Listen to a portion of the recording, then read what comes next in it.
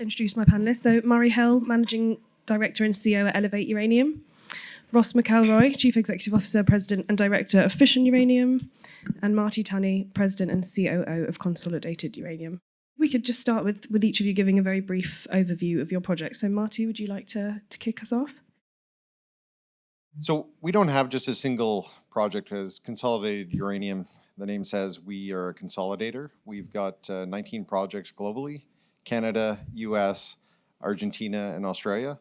Our core focus, though, is on our Utah assets that are fully permitted to past producing mines. And at Tunney M in particular, where we put out an updated resource earlier this year, roughly 10 million pounds at 0.3% uranium, fairly high grade. That mine is fully built out. All the capital spend is already in place. The adits are there. You can get right up to the face, and we're going to be reopening that mine to get in underground later this year. We're actually just doing some work on the ventilation. Really what it comes down to is pricing. I don't think anyone's going to disagree that there's no new uranium mines coming online at $55 uranium. I don't have the exact number in terms of what that's going to be to turn it back on. We are running an exploration program this year, and we'll be announcing that fairly soon. We did put out some news on it previously that we are going to be doing exploration work at Tunney M when SLR, who is probably the preeminent uranium resource estimation group out there, they did our 43-101. They noted that historically it had been considered no vanadium in the of any consequence in the resource, and then we assayed all of our last holes that we did at Tunney M, and they realized there was an inverse relationship between the uranium and vanadium grades. And historically, the only assaying that had been done was on certain high-grade holes. So we're running a 60-hole program, and we're going to be that's focusing really on the low-grade uranium portion, and we're going to be going underground and sampling off the ribs to see what we can do in terms of putting some numbers to the vanadium. But so we're a global consolidator. We also announced a spin-out of an asset or a group of assets in conjunction with Sachem Cove, and so there's a new company coming that we dividend out directly to our shareholders, and that's going to be Premier American Uranium, focused solely on U.S. uranium. Thank you. Ross, would you like to take next? Sure. So Fission Uranium is a uranium developer. Our main project, we have actually two projects in the company, but the main flagship, of course, is the PLS project, located in Canada's Athabasca Basin. It's in the province of Saskatchewan. We're on the western side of the province, the western side of the basin. So it's been about just over 10 years since the discovery of the Triple R deposit at PLS. And in that time, we've been able to continue to advance the project, completing our feasibility study in January of this year, and we're really heavily into the permitting and the regulatory side. I mean, the project shows some really strong, robust numbers. We know it will be a producing asset. It'll be part of the next generation of uranium mines operating in the Athabasca Basin. So look for us to receive over the next 2 to 2.5 years all of our permits that are required to move to construction, anticipating construction in 2026, and 3 years after that we'll be bringing ore out of the ground. So actually on the positive side of the economic curve by roughly 2029, maybe as early as 2028. Maybe the other part I'll say quickly on it, we're looking at being an underground mining development thing, so conventional open hole stoping, and looking at roughly 1,000 tons a day, but significant contributor to the overall uranium supply at around 9 million pounds a year, projected at over at least a 10-year mine life. So give you a little bit of a sense of what we're all about. Yeah, perfect, thanks. And Murray, do you want to talk about Elevate? last but not least, Alice. Never least. One of the few ASX listed companies here in New York. We're Elevate Uranium, uranium focused, not distracted by any other commodity. We have 81 million pounds of resources in Namibia, and we have the largest tenement position for nuclear fuels in the country. We've made 4 discoveries in the last 4 years. One of those, the Copies project, we've put 20 million pound on it. It's now 20 kilometres long of mineralisation, and we're busy working with 2 drill rigs trying to increase the resource there. A 3rd drill rig doing regional exploration in Namibia. We expect news flow out of that. We've then got 48 million pound of uranium assets in Australia, and we've got the upgrade process, which lowers the cost base by 50% for CapEx and OpEx compared to conventional. It's only applicable to calcrete ores. These calcrete ores in Namibia are 25 metres deep, maximum where we are. So unlike these blokes talking deep, we're all open pit, and we're talking about one hole costs us $1,000 to drill. So it's a fairly inexpensive exploration in Namibia, and it's been successful exploration. So we're purely exploration at this stage. We believe the value for a company like Elevate is to increase the pounds in the ground. That's our value is dollars per pound in the ground. So we're busily trying to increase the pounds that we've got in the ground. So thank you. Great, thank you. We can maybe dig a bit more into some of those projects a bit later. But to start with, we've got kind of a quite an international array of where your project's based. Kind of taking a bit of a global look at the demand outlook and how kind of geopolitical factors are playing into that. What are your views there? Maybe Ross, would you like to? Sure. Yeah, I guess we've often cited the fact that security of supply is an important part of our business, but I think really the last 2 years have really highlighted this effect. When the majority of the uranium right now is coming out of the primary sources coming out of Kazakhstan, and most of the refined uranium is coming out of Russia. So these are, I think, obviously being a little bit more challenging times, and I think we're seeing a definite bifurcation in the uranium side. You're seeing, I guess, the western side of the world. I mean, not really geographically western, but North American, Australian. I think everybody's projects here that we're talking about fall into on the positive side of the curve.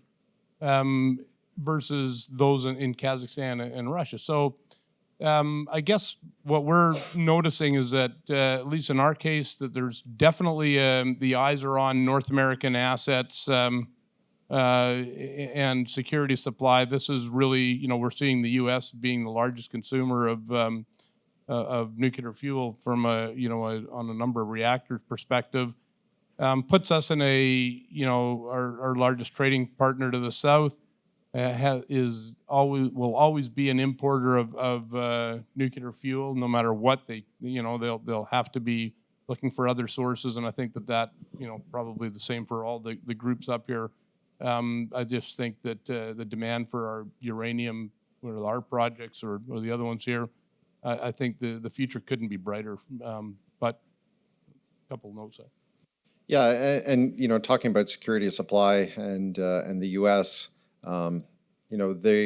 There's a number of bills in the House and the Senate in terms of putting out a ban on the import of Russian uranium, which would affect Kazakhstan as well. They're looking at their own security of supply. As you mentioned, they're the largest consumer of uranium globally, and they produce 0 pounds of uranium. That hits home. They're looking at it. I think there's a lot of politicians that are willing to expend a little more political capital to push this through. There's a lot of military people in the government in the U.S. that are very concerned about that security supply. They're looking at what's going on in Germany, and they're saying, how easy is it for them to turn off the taps? And I'm part of Uranium Producers of America, and we lobby down on the Hill, and the sentiment is, well, we might put this ban in place, but ultimately it could come to a point where they just decide they're not going to deliver. And what does that do for us? And particularly, yes, they're going to be leaning on Canada more and Australia more and other places that they're getting it from. But they're looking really at themselves and saying, what happened to our own production as well. We used to be an exporter while we were producing nuclear power, and post the wall coming down, we've now gone to zero, and it's really hit home for them. Yeah, interesting. Anything to add? You think they've covered it? Yeah. And okay, so with that in mind, bringing more supply online within the US. Obviously, I know Ross, you mentioned you're kind of in development already, and you're a more advanced kind of stage of the product. Marty, you guys are, I believe, kind of in a position to be looking at near term production based on your model. Yes, yeah, so as I mentioned, particularly at Tunney M. We've got a fully permitted, and when I say fully permitted, we've got every permit required to go into production, and we've got full infrastructure in place. And we'll be underground this year, just sampling. And most importantly, we've got a toll milling agreement with Energy Fuels. It's the only conventional uranium mill that's operational in the United States. So if you don't have access to that mill and you're a hard rock uranium miner, you're not going to be producing for at least 7 years. For us, we're looking at a $2 to $3 million capex roughly to restart, and probably about 6 months. And post getting underground to do the sampling this year, that's going to scale back to just 2 to 3 months. So we just need to send out notifications to the appropriate authorities. There's no permitting, so we're good to go when the price is right. Yeah. Okay, interesting. And Murray, I know you guys have got you've got some kind of proprietary technology that you use. Do you want to talk a bit about the way that you're using that to kind of keep capital costs down? And so we've developed the upgrade process 2012-13 because we had the Maronick Uranium Project, very low grade project, and we either had to innovate or walk away. So we chose to innovate, and as it turned out, we've developed this upgrade process which rejects the mass rejects 95% of the mass. So imagine we're not doing concentration uranium, we're doing rejection of gangue minerals. So it's a bit unconventional and it's a bit of reverse thinking. So we're looking at the properties of all the gangue minerals, rejecting those on the way, and then the final stage is upgrading uranium. So what that's enabled us to do is that all of a sudden the cost base of the Maronick project is 50% less, both for capital and operating, but also it gives us optionality. So a concentrate of less than 5% of the mass can be leached on site and refined, or it can be transported to a third party. So in Namibia, there's a couple of uranium projects that have excess capacity in leach and refinery. Rossing have been there since 1976, the longest operating uranium mine in the world, 47 years. So what that meant is that we now have optionality, and it also gave us is a catalyst for us to go and explore. So that's what we've done, and we built the company around it.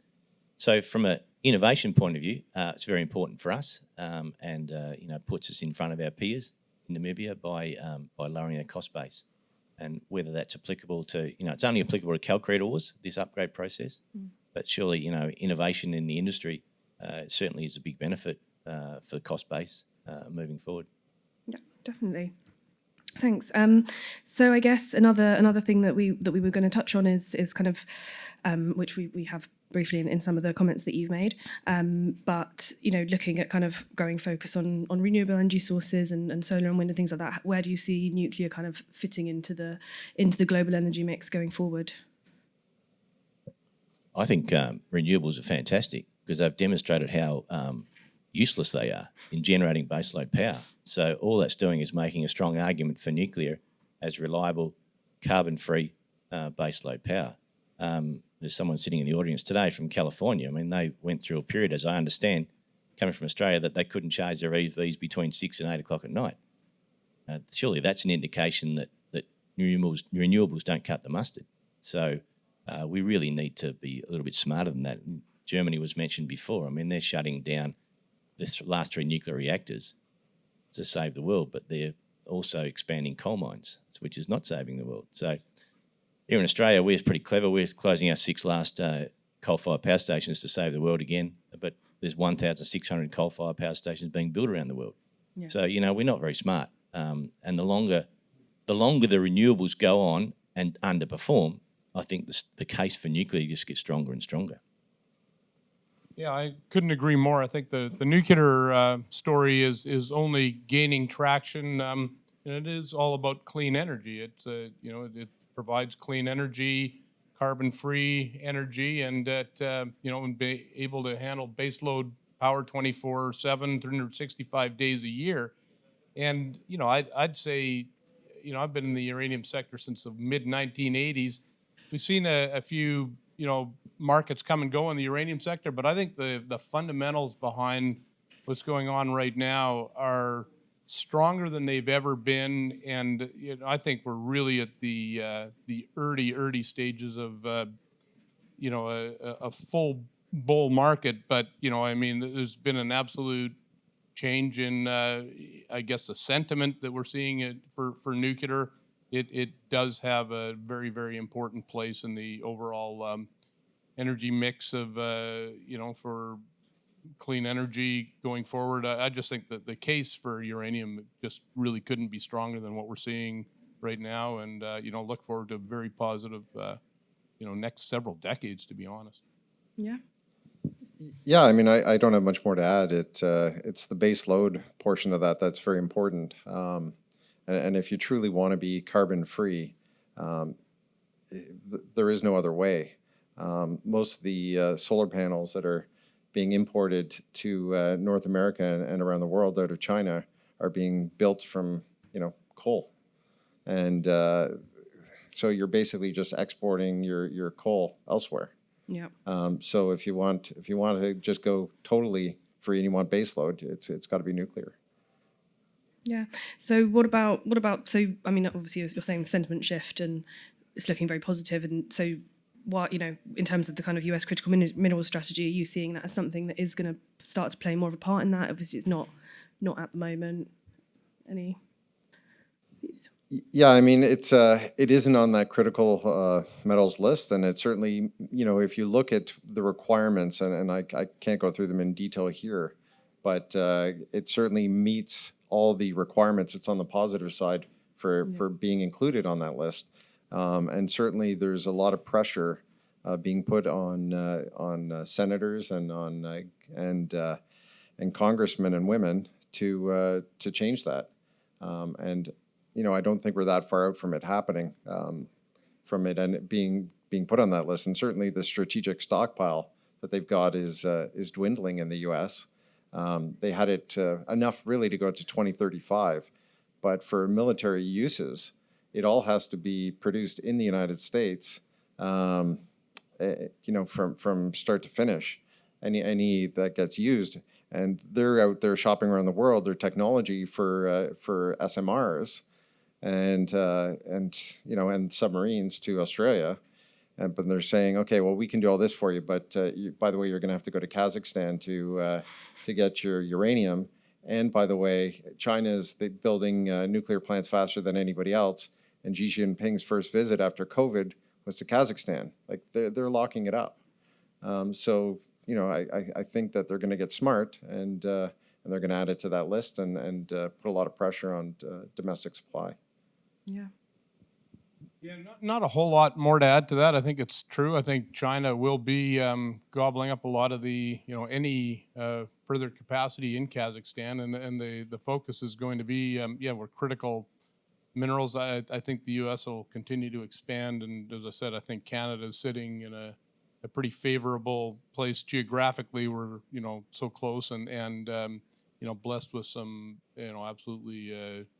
Phenomenal uranium deposits up in the province of Saskatchewan. So, it goes back to what we were talking about at the beginning here. But security of supply and sources other than Kazakhstan and Russia, and that's where all these stories really come into play. And I think the opportunities just couldn't be better. The good thing is Namibia and Australia are outside of Kazakhstan and Russia. But the critical minerals, you've got to actually question how much is that just political, as you point out. Does lithium, do batteries, do they really need to be critical minerals? They're not. They've just been allocated that. And it should be nuclear. It should be uranium. It's absolutely, without a doubt. And do you see that changing? Do you see it? No, it's all political. It's all political. The renewable industry is based on government support. Yeah. If the governments weren't supporting it, we wouldn't have a renewable industry. Yeah, So wind and solar, I just read You know, Australia, we're importing 84% of our solar panels from China. We laugh at Germany because they're relying on Russian gas. But now people in glass houses shouldn't throw stones because we're going to be reliant so much on China, particularly when we close our coal-fired power stations down. And you got to turn the light switch on at night and it doesn't come on. What are you going to do then? Great, thank you. Well, our time is up. I know you guys have some meetings to get to, so I don't want to hold you up. I'm sure our panelists would be very pleased to answer any other questions that you guys have if you want to find them at their booths. And thank you guys very much. Thanks for your time. Thank you.